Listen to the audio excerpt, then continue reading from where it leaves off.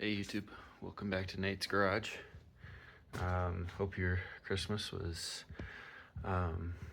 really whatever you needed it to be. You know, some people, it can be a really good time to celebrate, and sometimes it's just a time to be remembering some of what's been happening that year, or other things. So yeah, I hope you had a good Christmas.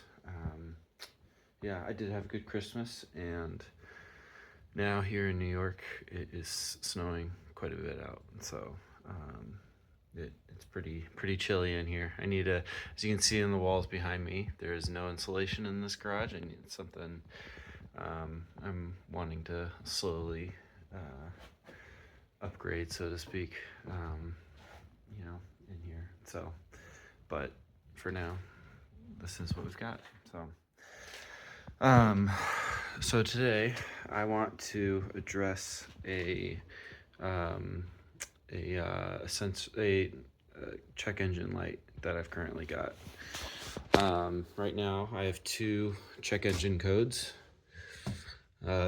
51, which is either air conditioner switch or the throttle, and then 52 is the knock sensor wiring.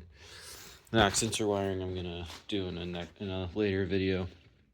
I kind of have to try some different things with that because the conventional way to address that issue is no longer an option.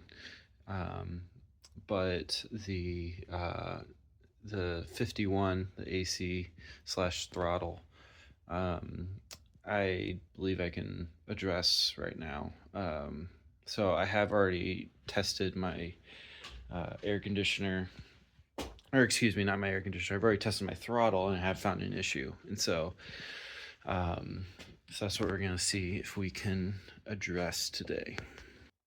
Well, here, do this. All right, so for those of you who don't know, this is the throttle position sensor, okay?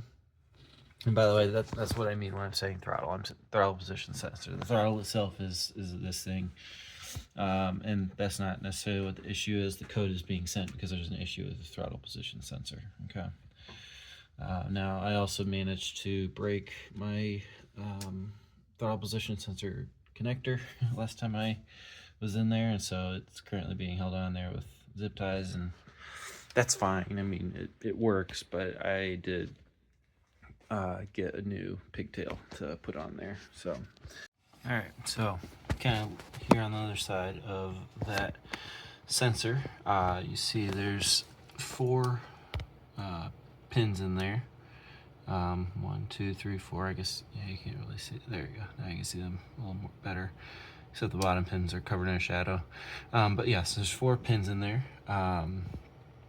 And so testing this is basically using your multimeter and probing the pins. And so I'm gonna take my multimeter. I'm gonna set it to ohms, and both my probes have these clips on them, and I'm gonna hook it up to the bottom two because those are the two that I was kind of showing you an error with earlier. You want to be careful not to short them to each other. When you're just doing this, it's not going to be a huge deal if that happens, but yeah, you don't really want that to happen though. I'll now kind of switch here. So I have my service manual here. I print it from Cyrix or whatever his name is. I'll put the link to the service manual in the description. But you look at this, mine's a GTE, and when there is less than 0.5 millimeters of travel on this right here, okay, well, this guy has moved less than 0.5 millimeters, okay, that's on the other side of the valve there. The resistance should be 2.3 or kilo ohms or less. And right now I'm showing open. There's no resistance, or resistance is infinity, which here we see if it's 0.9 millimeters, it should be infinity. Really, if it's less than the 0.5 millimeters, it should not be open. It should not be an open contact like that. So that is what we're going to seek to adjust on this. So to do that, I'm gonna basically disconnect the throttle body.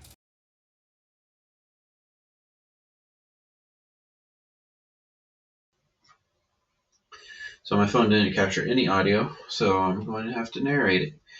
If you have any questions about any of these steps, feel free to comment and I can give you guys more info as needed. So we're going to start off removing all the intercooler piping. It's not particularly hard. I used a 10 millimeter screwdriver to loosen those pipe clamps, which I find that comes in pretty clutch when working on these. You also need to disconnect all the screws for the 3000 pipe. Those are a 12 millimeter socket, and you make it tight enough that you need the socket wrench to do that. And then in addition to removing all the intercooler air intake piping, you need to remove the PCV hose and the vacuum line that runs in front of the 3000 pipe. I'm trying to get to the bottom screw of the throttle position sensor, and I'm trying to do that without draining the coolant from the engine. And that isn't particularly difficult, but it's not particularly fluid either. There's a water line that runs through the throttle. I don't really know why that is. You can comment. There's and then as well, there's a coolant line that runs from there into the intake air control valve. And that is because the intake air control valve actually uses the temperature of the coolant to open a little more. And so it's either you have to remove the air intake or the idle air control valve. Sorry, I said that wrong. Idle air control valve. So you either have to remove that, and to do that you need to drain the coolant, or you need to just turn the throttle around so you can get to the TPS. So I'm going with that route.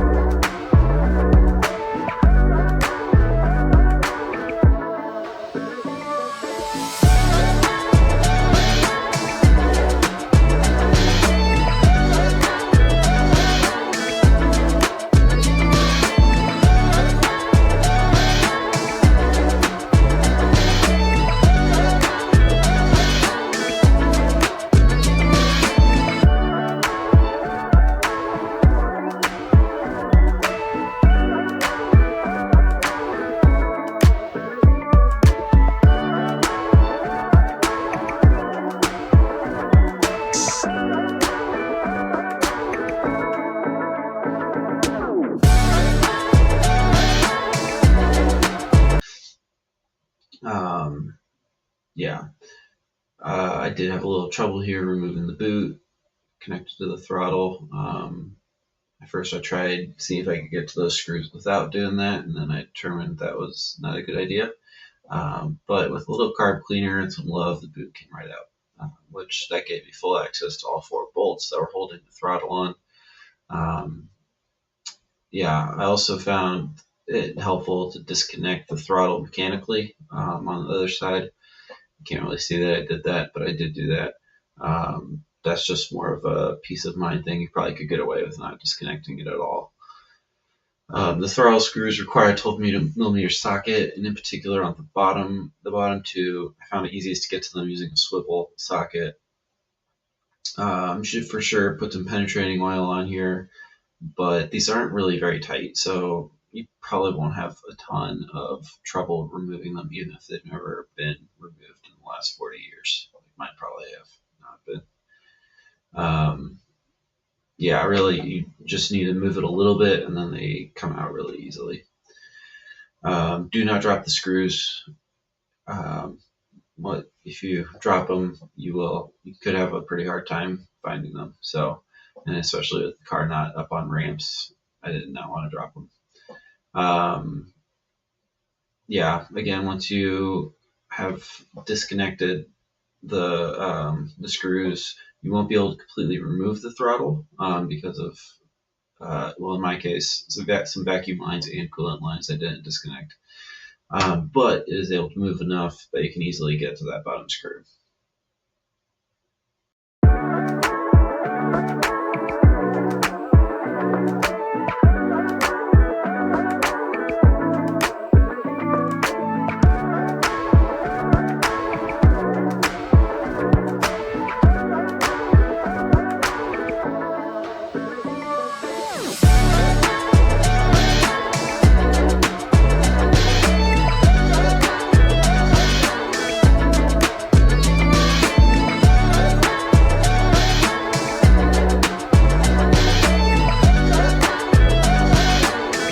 So when you're removing screws on this car, you should treat all of them like they've been on there pretty snugly for 40 years. Yeah, it's not hard to strip them on this. That being said, I think I've figured out a technique that works pretty well. First thing is always spray it with penetrant, okay? Always spray anything you're trying to remove on this car.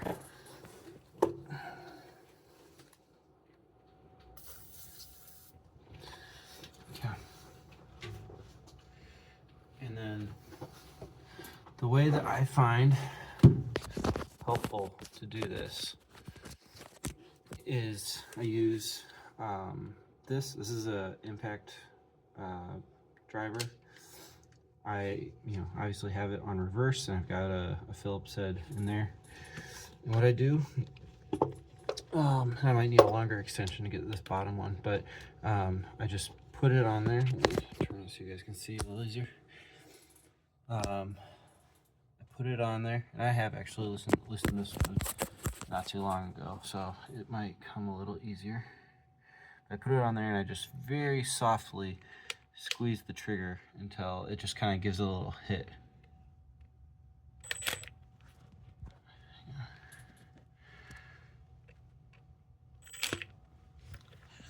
And then that is generally enough to loosen it, so I can use a screwdriver to loosen it the rest of the way. And then with these screws, you really don't need to loosen it much. You just need to loosen it enough so you can turn that valve, okay? Turn the sensor.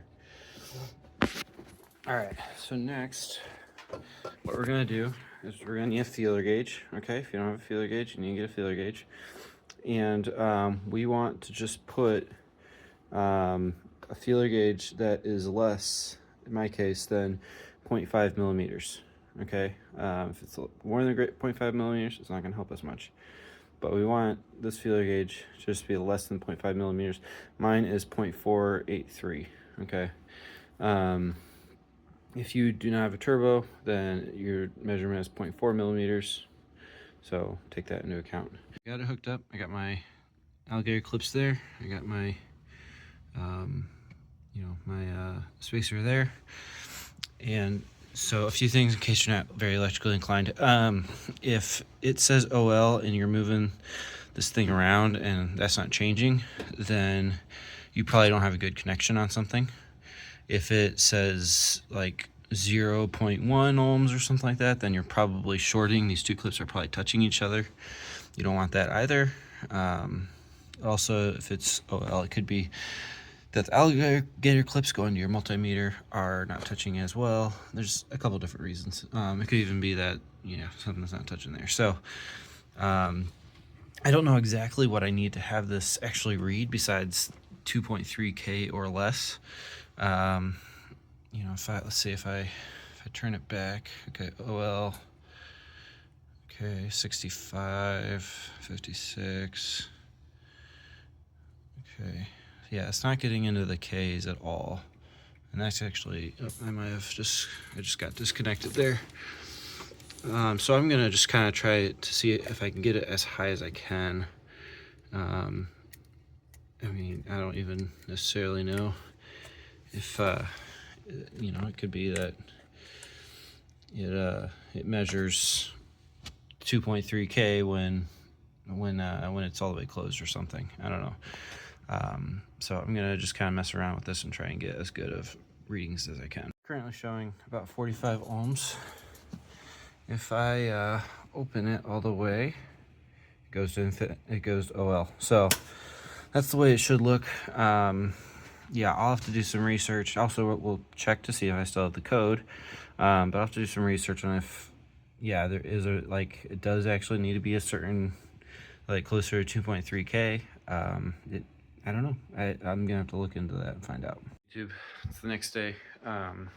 I was, you know, doing my recording, got the air intake all set up and everything. Basically got to where all I had left to do was fix that connector, and then my daughter woke up. So such is the life of the Mark Supra owner with or Mark 3 Supra owner with young children. So yeah, so I wanted to kind of hop on here and just kind of finish up this connector real quick, and then I'll probably actually do the full test tomorrow.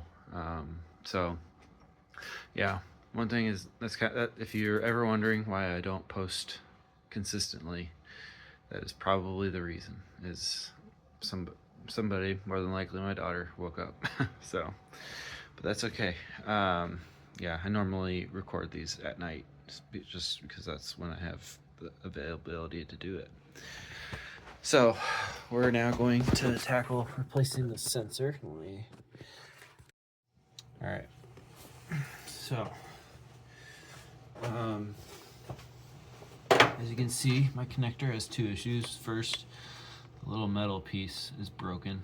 That's really the biggest issue. That's what's preventing it from holding nicely to the actual connector. And then also the shell of it is in pretty rough shape as well. So here's the new one right here. Okay, and I'm gonna go ahead and just plug her in, partly just to verify that it does in fact fit properly. Okay, it does. Holds pretty good. Okay, great. So the biggest challenge with this is going to be making sure that I can keep track of the wires well, so that I don't hook something up wrong. Yeah, now that being said, I can verify it using my multimeter, so I'm gonna do that. Okay, I can verify these wires using my multimeter. I can't really verify these wires very easily.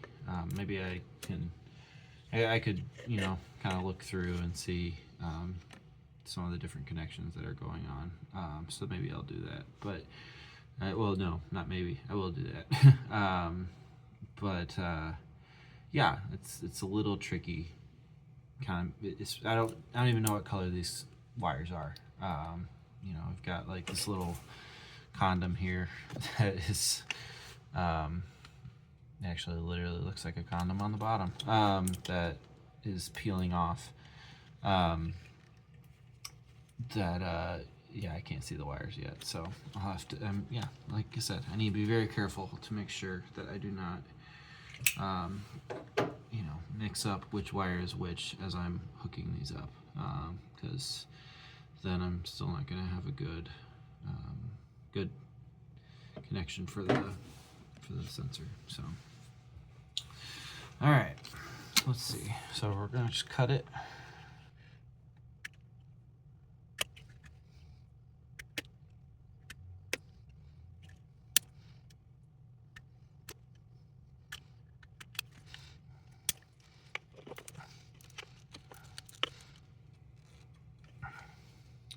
All right, so they are in fact color-coded. Now I probably could have looked at my manual and figured that out, but still, it's good to know. And yeah, as well, if I look at my manual, I'm sure it's going to tell me what each of these wires are, and that'll make it even easier if I were to make a mistake and cut too many of them and or lose track of which one's which. So that's nice. All right, so now as you do this, probably worth disconnecting your ground. Not life or death, but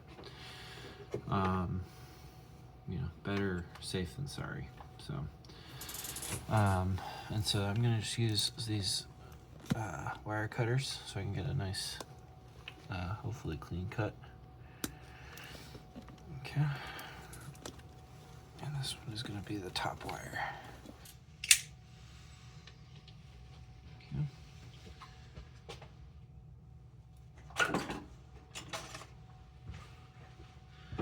Now we'll strip a little bit of away, or a little bit of the insulation away.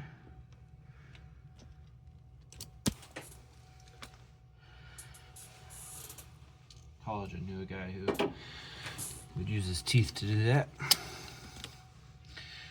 All right, and then put the wire on there, and let's crimp it. This is sometimes the hardest part. Yeah, I'm gonna peel away a lot more of that insulation. That's okay.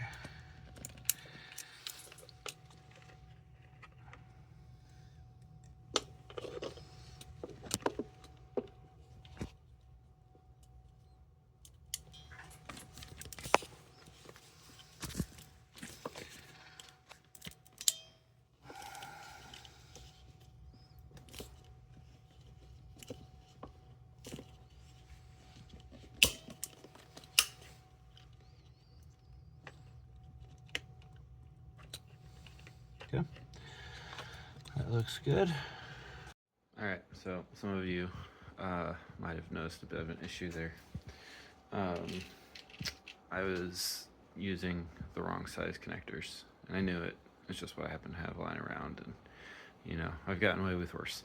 But that being said, I did not get away with it that time. I ended up breaking 2 connectors and I ran out. So I went out and did what I should have done in the first place, get the correct size connector as well as a solderable connector rather than the crimp.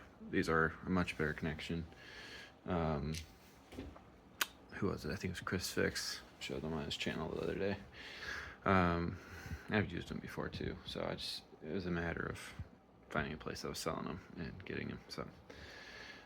So we will now finish what we started. And I'm going to replace all 4 of the connectors with those solderable ones because they're just a better connection and don't have to worry about them coming out or nothing. So here we go.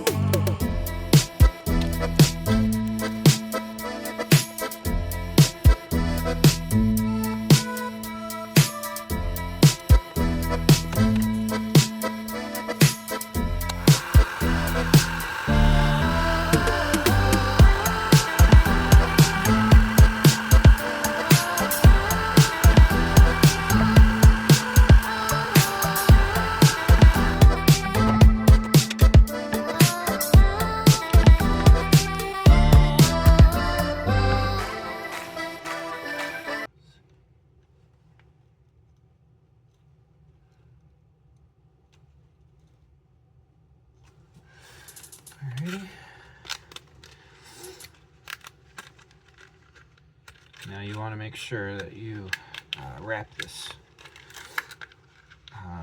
I mean, yeah, obviously it is very possible for this to not be particularly important, but it is also possible for it to be vitally important. You know, if there's coolant lines that run right here, there's all kinds of stuff hanging out right here. So protect the wires as best you can. So you might have seen that that wire wasn't going in particularly easy. So because of that, I'm actually going to take off the air intake again and kind of get it underneath nicely. I'm not going to bother showing that to you guys again. So, but know that I am doing that. I am going to make sure that wire has a nice clean run to get to the ECU, and hopefully won't have any issues with it because of that. So I'll see you on the other side when it's time to test. I'm gonna take it for a quick drive. Generally, I turn the car on and there's no check engine light, and then I drive it for like a few minutes and it comes up. So I disconnected the battery, and just for good measure, I even removed the EFI hose after the battery was reconnected. EFI fuse, just to make sure that the codes were not being stored in the ECU anymore. So I'll be back in a minute and we'll see what the result is. So I have jumpered the pins for the OBD 2-port, and so now we're gonna check to see what lights we get. Hopefully it'll just be a 52, okay, but we'll see. 2, 3, 4, 5, 1, 2. Right on. Check, just make sure for good measure. 1, 2, 3, 4, 5. 1, 2. All right. And that was a successful repair of the throttle body system. So clearing of code 51 on a Mark 3 Supra.